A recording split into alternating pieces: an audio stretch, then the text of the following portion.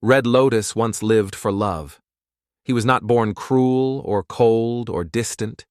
He was human. And like all humans, he longed. Longed for a life beyond the web of necessity, longed for the warmth of someone who saw him not as a venerable, not as a time-path cultivator, but as a man. And when she was taken from him by the unshakable machinery of fate, he did what no one else could do. He rewound the clock.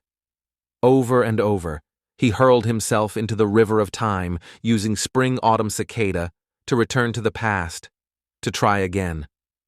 1,000 rebirths, 1,000 timelines, each one ending with the same silence, the same corpse, the same crushing realization that the web of fate had already woven her end long before he had even met her.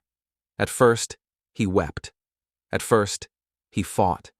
But as the centuries passed, grief gave way to something stranger. Detachment, stillness. Red Lotus stopped pleading with the heavens and began walking through time like a monk crossing a desert. He watched heroes rise and fall, watched lovers meet and part, watched the great wheel spin endlessly, and as his personal attachments withered into dust, something else bloomed within him, a reverence, almost holy, for the pattern itself, for the web, for the thing he once called his enemy, Fate Gu. Most see Fate Gu as the villain of the Gu world, the ultimate enemy of freedom, but Red Lotus was a time path venerable, and the river of time was his playground. He did not simply witness the world, he walked inside its bones. And the more he studied time, the more he saw that everything, joy, suffering, victory, loss, was part of something terrifyingly elegant, a design so vast, so unfeeling and perfect that it became divine. And what held that design together was fate, not justice, not reward, but structure, meaning, a spiderweb stretched across eternity. So Red Lotus did what no one else ever had. He began to love it. Not the way one loves a parent or a partner or even a god. This was not the love of comfort. It was not worship. It was something far more dangerous. He loved it the way a philosopher loves truth, the way a poet loves death, the way one embraces the flame, knowing it will burn. He did not forgive fate. He understood it, and in that understanding, he found a strange, divine intimacy. And so one day, as he stood before the very embodiment of necessity, Fate Gu, it was no longer an enemy. It was not a tool. It was not even a boundary. It was a lover. And as he reached out to touch it, the impossible happened. Love Gu activated, not for a woman, not for a child, not even for some noble truth. Love Gu, one of the most sensitive, elusive, and ancient of all Gu, responded to the purity of that feeling. Because Red Lotus had achieved what no one else had. Amor fati, the love of fate itself.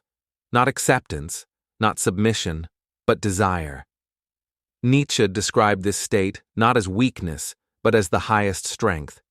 To look at your life, every mistake, every loss, every humiliation, and say, I want this again. I would endure this again. I would endure it endlessly. This is the love that activated Love Gu. Not because Red Lotus needed something, not because he wished to change the past, but because he loved the very thing that took everything from him, and in doing so, transformed that loss into divinity. Many overlook the elegance of this. They say Love Gu responds to family, but no family could move it. Giant Sun himself could not make it stir. Love Gu only responds to a love that is absolute, a love that has survived death, decay, disillusionment. Red Lotus's love was no longer human. It had become cosmic. He had grown beyond grief. He had transcended regret. And so in that moment, when he touched his old enemy, the Gu that defined the world, he touched it not with hatred, but with devotion, and the world shifted. Even Duke Long, the great Tao guardian, shares an echo of this love. His loyalty to heaven's will is genuine. He, too, is a man who believes in structure, in order, in fate. But his love is youthful, naive, a soldier's belief in duty, a father's belief in justice. He clings to fate with trembling hands, trying to hold the goo world together like a crumbling monument. But Red Lotus loved fate with open hands, with clarity, with no desire to change or preserve anything, only to know it, and to love it as it is. That is why he could touch the untouchable. That is why he could stir love goo and use it. And then, there is Fang Yuan. Fang Yuan does not hate fate. He doesn't love it either. He simply sees it. He was never shackled by regret. He was born in clarity. Where Red Lotus arrived at understanding through lifetimes of failure, Fang Yuan began there. His mind is pure will.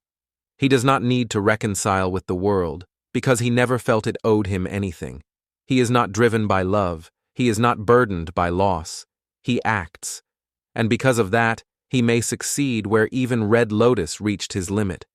He may destroy what Red Lotus could only touch.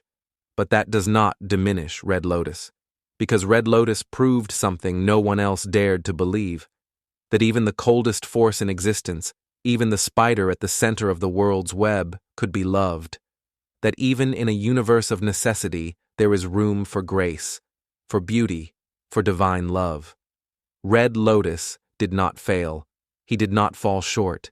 He became the first spirit in all of time to love the world as it is, completely. And in doing so, he proved that the goo world, for all its cruelty and chaos, still has a soul.